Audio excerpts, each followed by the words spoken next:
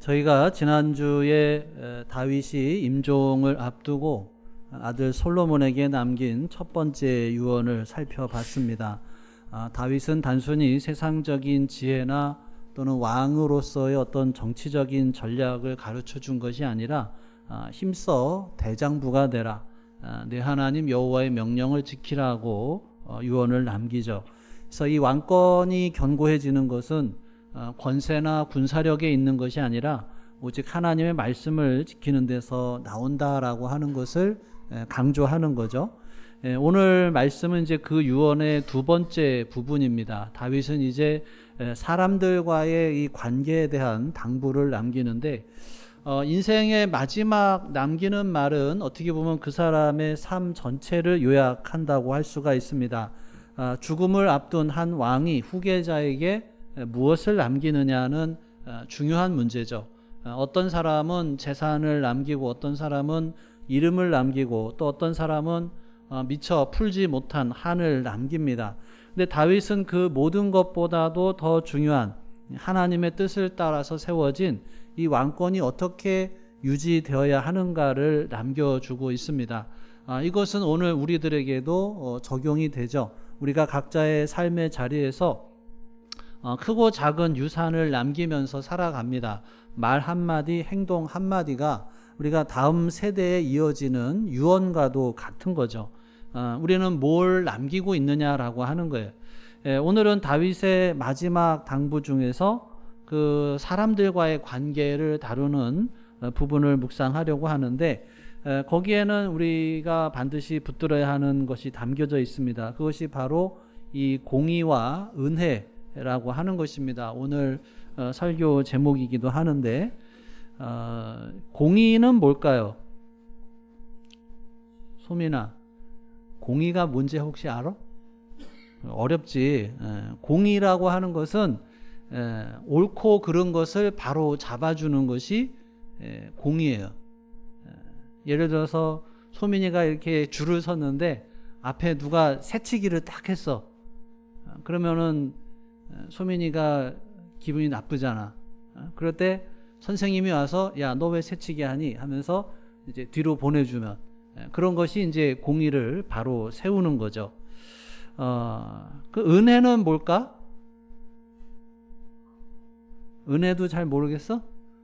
은혜는 받을 자격이 없어도 주는 것, 받을 자격이 없는데 사랑해 주는 것이, 그것이 은혜다라고 하는 거예요. 예를 들어서 시험을 잘못 봤어요. 시험을 잘못 보면은 소민이 부모님한테 혼나? 아유, 그래? 그렇지만은 그래도 소민이 부모님이 많이 사랑해 주잖아. 그지? 시험을 못 봤어도 그래도 우리 소민이는 사랑스러운 우리 딸이지 하면서 이렇게 사랑해 주는 것, 그런 것이 은혜다라고 하는 거예요. 그러니까 우리가 잘해서 사랑받는 게 아니라 우리가 부족해도 여전히 사랑해 주고 또 용서해 주시는 것이 은혜다라고 하는 것입니다. 자, 그럼 먼저 공의를 살펴보면, 자, 다윗이 임종을 앞두고 솔로몬에게 마지막 당부를 남기면서 단순하게 가정적인 문제, 개인적인 원한을 이야기하지 않고 철저하게 하나님의 나라 그리고 왕권을 안정시키는 데에 맞춰져 있습니다. 그래서 다윗이 전부 3명의 이름을 거론을 하죠. 누구 나오냐면 요압과 바르실레와 시므이가 나옵니다. 먼저 이 요압과 시므이를 보면 이 다윗의 통치 기간에 있어서 굵직한 사건들을 일으킨 사람들이에요. 그리고 겉으로는 다윗과의 관계 속에서 어떤 용서가 주어진 것처럼 보였지만 하나님 나라의 질서를 세우기 위해서는 반드시 정리되어야 하는 사람들이죠. 자, 그래서 이것을 단호하게 솔로몬에게 맡깁니다. 먼저 요압을 살펴보면, 자, 5절 6절을 같이 읽어보겠습니다. 시작. 스루야의 아들 요압이 내게 행한 일, 곧 이스라엘 군대의 두 사령관 네레 아들 아브넬과 예델의 아들 아마사에게 행한 일을 내가 알거니와 그가 그들을 죽여 태평 시대에 전쟁의 피를 흘리고 전쟁의 피를 자기의 허리에 띤 띠와 발에 신은 신에 묻혔으니 내 지혜대로 행하여 그의 백발이 평안히 스올에 내려가지 못하게 하라.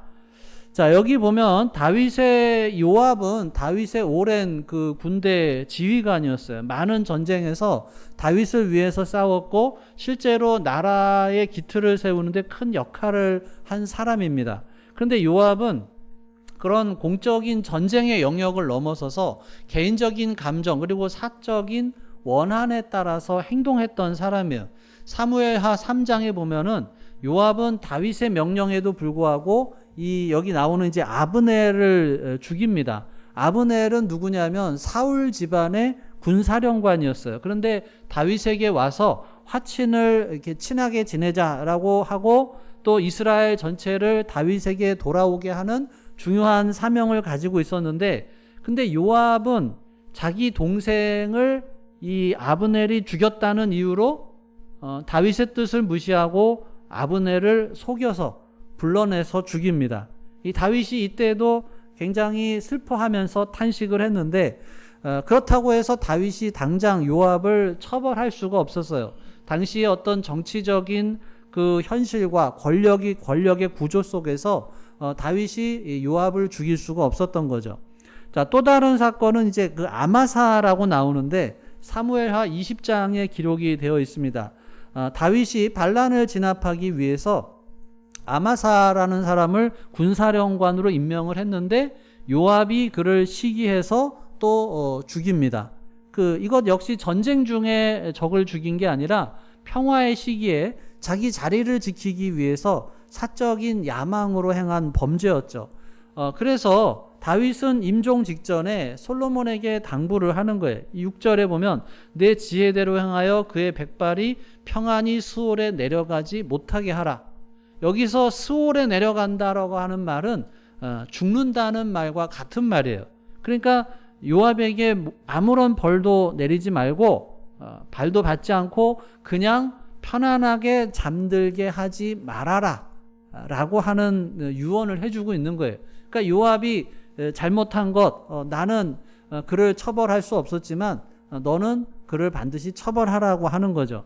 그러니까 이게 어떻게 보면은 개인적인 복수로 보일 수 있겠지만 단순히 개인적인 복수가 아니라 하나님 나라의 왕권은 공의로워야 한다라고 하는 거죠. 이 전쟁의 공로가 아무리 크다 하더라도 하나님의 질서를 거스르고 무고한 자의 피를 흘린 그런 죄를 그냥 두어서는 안 된다는 거예요. 자, 그 다음에는 이제 시므이죠. 시므이는 자 8절 같이 읽어볼까요? 시작. 바울임 베냐민 사람 게라의 아들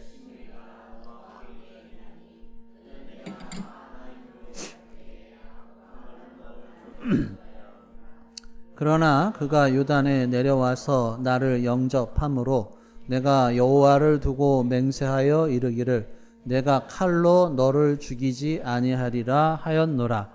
자, 이 시므이는 사울 지파의 유력한 사람이었는데 다윗이 압살롬의 반란으로 인해서 피난을 갈 때 길에서 돌을 던지면서 저주하고 조롱을 했어요.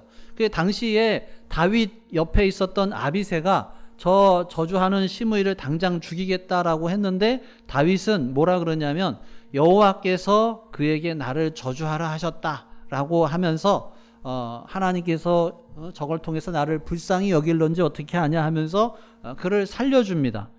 겉으로는 다윗이 용서한 것처럼 보여요.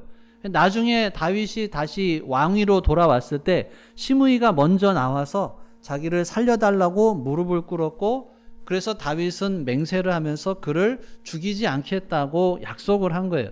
그런데 그 사건이 또 다윗의 마음속에 상처와 또 무게로 남아 있는 거죠.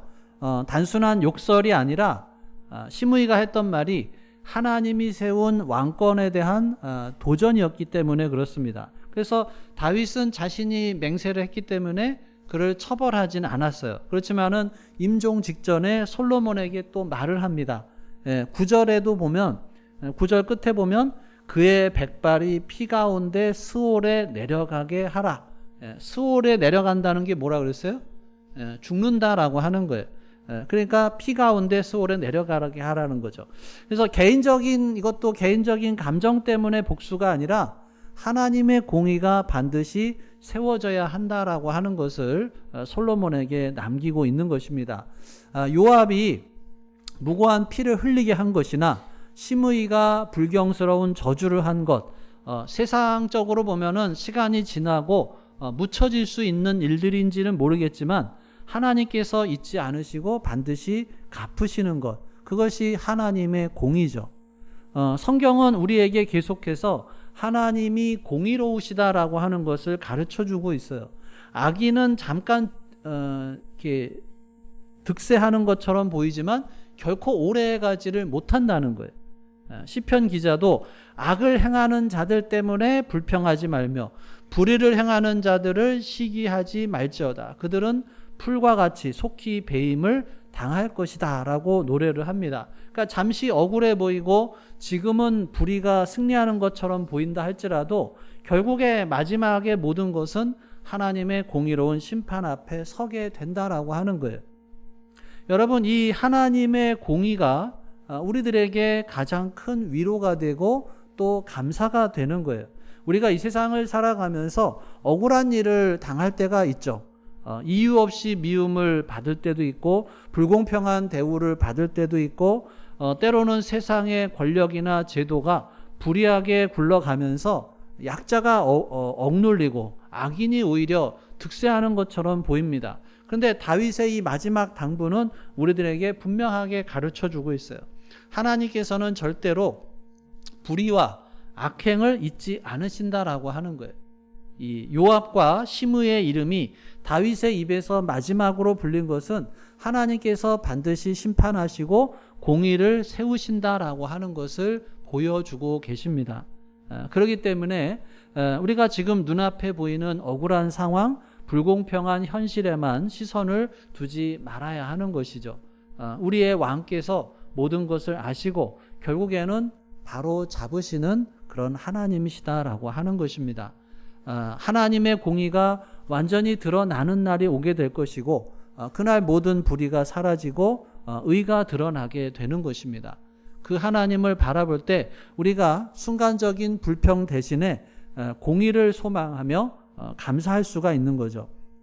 우리가 흔들리는 그런 현실 속에서 하나님의 공의는 반드시 세워진다. 그런 확신 가운데 살아갈 때 억울함이 감사로 바뀔 수가 있는 것이고 불평이 찬양으로 변하게 되는 것입니다.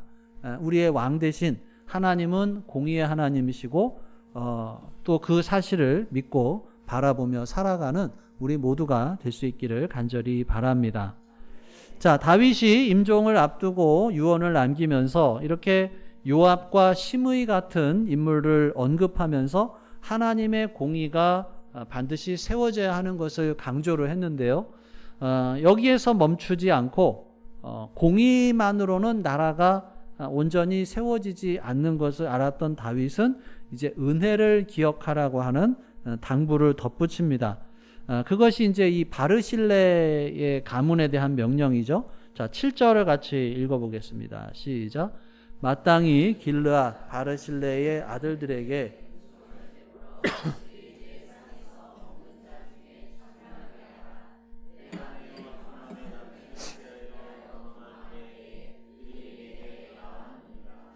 자, 이 말씀은 단순히 한 가문에 대한 보은의 차원이 아니라 다윗은 자기에게 이렇게 개인적인 호의를 베푼 일을 잊지 않으려는 것이 아니라 하나님의 나라가 공의뿐만 아니라 은혜 위에도 세워져야 하는 것을 가르쳐주고 있는 거죠. 공의가 질서를 세운다고 하면은 은혜는 그 질서 안에 따뜻함과 생명을 불어넣는 거예요. 자, 바르실레는 누구냐 하면 길르앗 사람인데 나이도 많았고 재산도 풍족했어요. 사무엘하 17장에 보면은 압살롬의 반역으로 다윗이 도망가던 시절에 이 바르실레가 자기의 재물을 아낌없이 가지고 와서 다윗과 그를 따르는 사람들을 도왔습니다. 그때 다윗은 왕의 자리에서 쫓겨나서 어떻게 보면 목숨도 위태로운 상황이죠. 많은 사람들이 권세가 있는 압살롬에게 붙었는데 이 바르실레는 다윗을 따른 거예요. 대가를 바라지도 않았고 하나님의 언약이 다윗에게 있다라고 믿었기 때문에 손해를 감수하면서도 믿음의 선택을 했어요. 세월이 흘러서 다시 다윗이 왕위에 올랐고 이제 인생의 끝자락에 이르렀을 때에 다윗은 바르실레의 이름을 기억을 합니다. 수많은 전쟁과 위기, 또 많은 사람들의 어떤 배신 그리고 도움도 겪었지만 이 바르실레의 은혜를 다윗이 잊지를 않은 거예요. 그래서 솔로몬에게 명령을 합니다. 그의 아들들에게 은총을 베풀어라. 자, 다윗이 은혜를 잊지 않았다. 이것은 어떻게 보면 참 놀라운 거죠. 왕이라고 하면은 쉽게 잊어버릴 수도 있죠. 정치적인 유익이 사라진 인물을 굳이 기억할 이유도 없는데 다윗은 자기가 은혜를 입은 것을 기억하면서 하나님의 마음을 닮은 왕이 되고자 하는 거예요. 다윗의 기억은 그냥 인간적인 어떤 의리가 아니라 하나님이 어떤 분이신가를 반영하는 기억이죠. 다윗이 바르실레를 잊지 않았던 것처럼 하나님께서도 우리를 잊지 않으셨다라고 하는 거예요. 사실 우리가 받은 구원과 복은 우리의 노력이나 자격에서 오는 것이 아니라 하나님이 우리를 기억하셨기 때문에 그런 거예요. 시편 136편에 보면 우리의 비천함을 기억하시고 우리를 구원하신 이에게 감사하라. 하나님이 기억하셨다라고 하는 말은 단순히 떠올리셨다는 뜻이 아니라 그것을 잊지 않으시고 적극적으로 은혜를 베푸셨다는 거예요. 하나님이 노아를 기억하셨을 때 홍수가 멈췄어요. 그리고 하나님이 이스라엘을 기억하셨을 때 애굽의 종살이에서 해방이 되었습니다. 오늘 우리도 마찬가지예요. 하나님께서 우리의 작은 수고, 보이지 않는 충성, 숨겨진 기도를 결코 잊지 않으신다라고 하는 거예요. 히브리서 6장 10절은 하나님은 불의하지 아니하사 너희 행위와 그의 이름을 위하여 나타낸 사랑을 잊어버리지 아니하시느니라. 다윗이 바르실레의 자녀를 기억한 것은 바로 그런 하나님의 성품을 닮은 행동이죠. 하나님이 은혜를 기억하셨기에 우리도 은혜를 기억하는 사람이 되어야 하는 것입니다. 왜 우리가 은혜를 기억해야 될까요? 은혜를 기억하는 것은 하나님의 기억에 대한 우리의 응답이기 때문에 그래요. 하나님이 우리를 잊지 않으셨는데 우리가 그 은혜를 잊어버린다? 그것은 이제 사랑의 관계가 끊어지는 거예요. 하나님이 내가 너를 기억한다라고 하실 때 우리는 하나님 저도 주님의 은혜를 기억합니다라고 고백하는 것이 감사의 출발점이죠. 그리고 은혜를 기억할 때 감사가 유지가 돼요. 여러분, 감사는 상황에서 나오는 것이 아니죠. 상황은 언제든지 바뀌지만 은혜는 변하지 않습니다. 우리가 은혜를 기억하면 불평이 감사로 바뀌고 낙심이 소망으로 바뀌게 됩니다. 그런데 은혜를 잊어버리면 감사는 사라지고 마음에는 원망이 자리 잡게 돼요. 그래서 이 감사는 감정이 아니라 어떤 기억을 내가 선택하느냐 하는 거예요. 은혜를 기억하는 사람을 통해서 하나님은 새로운 은혜를 이어가셔요. 다윗이 바르실레의 자녀들에게 은혜를 베푼 것처럼 하나님은 은혜를 기억하는 사람을 통해서 또 다른 사람에게 그 은혜를 흘려보냅니다. 받은 은혜를 잊지 않은 사람은 또 그 은혜를 나누고 그 은혜가 세대와 세대를 이어가게 된다는 거예요. 그래서 은혜의 기억은 바로 은혜의 통로가 되는 거죠. 이 바르실레의 아들들이 다윗의 상에서 은총을 입은 것, 그들의 능력 때문이 아니잖아요. 아버지 바르실레가 베푼 은혜를 다윗이 잊지 않고 기억했기 때문이에요. 마찬가지로 우리의 구원과 우리의 복도 우리의 공로나 자격이 아니라 하나님께서 우리를 기억하시고 은혜로 대우하신 결과다라고 하는 거예요. 그렇기 때문에 우리가 어떤 현실의 조건과 상관없이 감사할 수가 있는 거죠. 우리가 자칫 당연한 것을 당연하게 여기면서 살아가요. 매일 눈을 뜨는 것, 숨 쉬는 것, 가족이 있는 것, 이렇게 교회 공동체에서 예배 드릴 수 있는 것, 이 모든 것이 바로 하나님의 은혜죠. 이 평범한 일상이 당연한 것이 아님을 깨달을 때 우리들의 마음속에서 진짜 감사가 흘러나올 수가 있는 것입니다. 다윗이 이 바르실레의 은혜를 기억하면서 그 자녀를 어떻게 해, 뭐 하라 그래요? 왕의 상에서 먹도록 하라고 해요. 이거는 단순한 예우가 아니라 왕과의 어떤 친밀함과 또 존귀함을 의미하는 것이고, 이것은 장차 그리스도 안에서 우리가 누리게 되는 구원의 어떤 한 모형을 보여주기도 합니다. 하나님께 기억된 사람, 은혜를 잊지 않는 사람은 결국 왕의 상에 앉는 그런 복을 누리게 되는 것이죠. 우리가 이미 그리스도의 은혜로 그 자리에 초청받은 사람들이에요. 다윗이 바르실레의 은혜를 기억하고 그 자녀에게 은총을 베풀었던 것은 하나님이 어떤 분이신가를 보여주는 거예요. 하나님은 불의를 바로 잡으시고 은혜를 결코 잊지 않으신다라고 하는 거예요. 그래서 우리도 그 하나님을 닮아서 은혜를 기억하고 감사하며 살아가는 우리 모두가 될 수 있기를 간절히 바랍니다. 하나님이 나를 잊지 않으셨음을 기억할 때 우리가 감사할 수가 있고 찬양할 수가 있는 거예요. 이 감사는 상황이 아니라 내가 무엇을, 어떤 기억을 선택하느냐에 달려 있는 거예요. 이번 한 주간, 다음 주가 추수감사주일인데요. 우리를 잊지 않으시고 은혜로 기억하신 하나님을 떠올리면서 감사로 살아가는 우리 모두가 될 수 있기를 간절히 바랍니다. 자, 마지막 12절 같이 읽겠습니다. 시작. 솔로몬이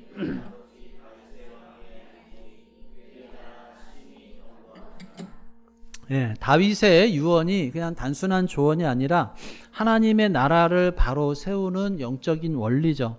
솔로몬이 그 말씀대로 공의와 은혜를 실천했을 때 그의 나라가 흔들림 없이 세워졌다라고 하는 거예요. 우리의 인생과 우리의 가정, 교회도 마찬가지죠. 세상의 기준으로 보면 재산이나 뭐 환경에서 안정이 오는 것 같지만 성경은 분명하게 말씀하고 있어요. 삶을 견고하게 세우는 힘은 하나님의 공의와 은혜를 기억하는 데 있다라고 하는 거예요. 불의가 바로 잡히고 은혜가 잊혀지지 않을 때 그 공동체가 비로소 하나님의 나라를 닮아가게 됩니다. 그래서 다윗의 마지막 유언은 결국 기억하라고 하는 거죠. 하나님 앞에서 저질러졌던 불의를 잊지 말고 바로잡고 또 받은 은혜를 잊지 말고 감사로 보답하라고 하는 거예요. 여러분, 우리의 믿음의 깊이는 얼마나 많이 알고 있느냐가 아니라 우리가 무엇을 기억하며 사느냐로 드러나는 거예요. 불평과 상처를 기억하면 원망이 자라게 되고 은혜와 공의를 기억하면 감사가 자라나게 됩니다. 우리가 다가오는 추수감사절, 추수감사절은 그것을 다시 한번 되새기는 거죠. 그냥 단지 한 해의 수확만을 기뻐하는 날이 아니라 그 수확 뒤에서 일하시는 하나님의 손길을 기억하는 시간입니다. 우리의 왕이신 하나님께서 불의를 반드시 바로 잡으시고 또 작은 은혜도 잊지 않는다라고 하는 것을 우리가 되새기면서 감사의 눈으로 한 해를 돌아봐야 할 것입니다. 이번 한 주간 우리가 추수감사절을 맞이하면서 하나님의 기억 속에 있는 사람으로 그 은혜를 기억하며 또 감사로 응답하는 우리 모두가 될 수 있기를 주님의 이름으로 축원합니다. 기도하겠습니다. 오늘 주신 말씀 우리가 기억하면서 우리의 마음속에 와닿았던 말씀이 있는지, 또 하나님께서 이 시간 우리에게 무엇을 말씀하고 계시는지 우리가 되새겨 보기를 원합니다. 혹시 불의와 억울함 속에 낙심하진 않았는지, 하나님께서 모든 것을 아시고 또 공의로 심판하신다고 했습니다. 또 바르실레처럼 받은 은혜를 기억하며 감사로 살아가기를 원하고 계십니다. 이 시간 하나님의 음성에 귀를 기울여 보고 나를 향한 하나님의 공의와 은혜를 기억하며 또 감사와 순종으로 응답하는 이 시간을 위해서 함께 기도하겠습니다.